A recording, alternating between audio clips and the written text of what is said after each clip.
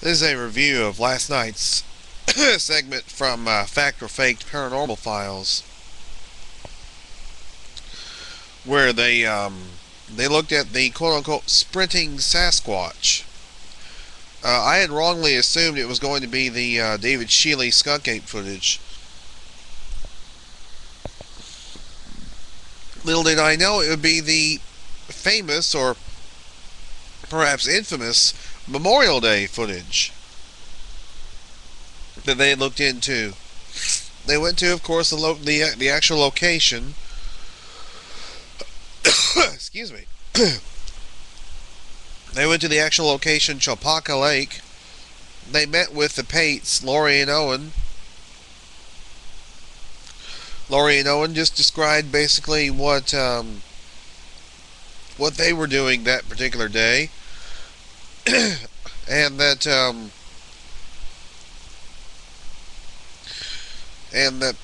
they were doing was filming their dog, and all of a sudden they happened to catch sight of this entity running across the hill from left to right.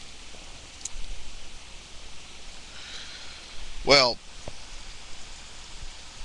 circumstances being what they were, they had the video camera, they decided to film it. I mean, we're all familiar with the Memorial Day footage. We've all seen it. We all saw it on Legend Meets Science. We all know all about it. Well, the Fact or Faked team, which was actually 3 members, were out to attempt to perhaps clarify or debunk the Memorial Day footage. So they had one of their team members do a run across the hill, much like Derek Pryor did in Sasquatch Legend Meets Science. And they proved, as the Sasquatch Legend Meets Science proved, that that it was possible that the Sasquatch, if indeed that's what it was not even running nearly as fast as a human. That a human could replicate the run. Then, the real acid test. They put the team member in a costume, and they had him run across the length of the hill, and they filmed it, and they pretty much thought it was a match. They thought it was possible. They also thought it was possible that at the end, when it walks from out behind the hill, that it lifted up a mask. That's how it became 8 inches taller.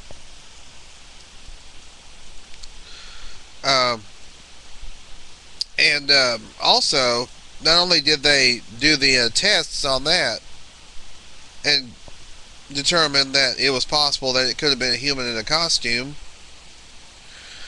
they did some night operations where one of the team members in a plane above was getting an interesting heat signature that wasn't too far from the other 2 team members. Chilon, and I can't remember what the guy's name was. There were 2 guys and the Asian lady Chilon, who was members of the Fact or Faked team. And the guy in the plane was getting interesting heat signature from something close to the 2 team members on the ground. He never did find out what it was, but the male team member on the ground actually found a footprint, which could have been from a Sasquatch. Although when they went back to examine everything they had, they thought, well, and then the person that they allowed to examine the cast said it might have been too small to be a Sasquatch. Well, think about this. Think about this, though. Sasquatch does not start out 7 feet tall, 8 feet tall, 9 feet tall. They start out just like we do. They start out as infants, and then they grow. So,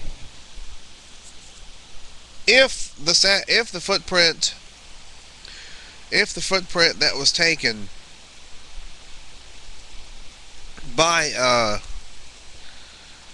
the team member was a Sasquatch footprint, it was not a large footprint. I mean, heck, Jeff Meldrum and John Bendernagel, they have, and Henry Fehrenbach, they have Sasquatch footprints that are only about that big. They have some rather relatively small baby footprints. Not every Sasquatch starts out 7, 9, 8, 9, 10 feet tall. That's something to keep in mind. And that's about the only flaw I really saw in the investigation that they did. But I thought that they did everything else right as far as determining the possibility that the Memorial Day footage was a guy in a suit, a guy in a costume. Now, they said that they met the Pates. They said that they didn't consider the Pates to have been the hoaxers. They considered the fact that perhaps the Pates were being hoaxed. There's so much controversy, of course, surrounding the Memorial Day footage. A lot of people are saying it is a Sasquatch. There are people who are saying it's not. That, the Pates might have been the hoaxers. Like I say, a lot of controversy surrounding it, and we may never know one way or the other. Really, we may never know what, whether or not it's real or whether or not it's hoaxed. Now, according to the Fact or Fake team, it was hoaxed. I'll just say this: the Memorial Day footage is one of those interesting things that that kind of, it just kind of really never goes away, really.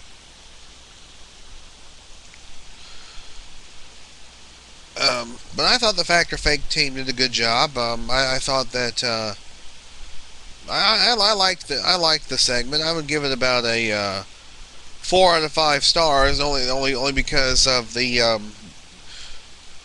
what they said about the footprint being too small to be a Sasquatch. Other than that, it was an enjoyable segment, and this despite the fact that a fellow named Robert Kiviat is one of the producers on the show. Now, a lot of you may be familiar with that name, Robert Kiviat. He was actually connected with Greg Long and Cal Korff and Bob Hieronymus a few years ago, trying to debunk the Patterson-Gimlin film. Which, I hate to say it, but they didn't do it. They did not successfully debunk the Patterson-Gimlin film.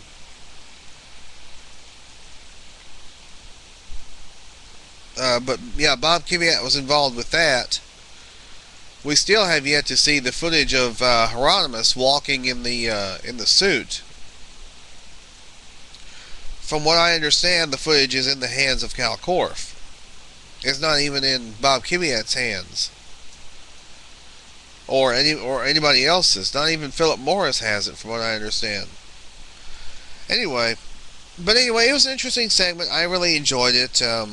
4 out of 5 stars. I understand they're going to examine a Bayou Beast sometime next month. I don't know if that's going to be another Sasquatch episode or not, but I'll give more information as the time progresses on that.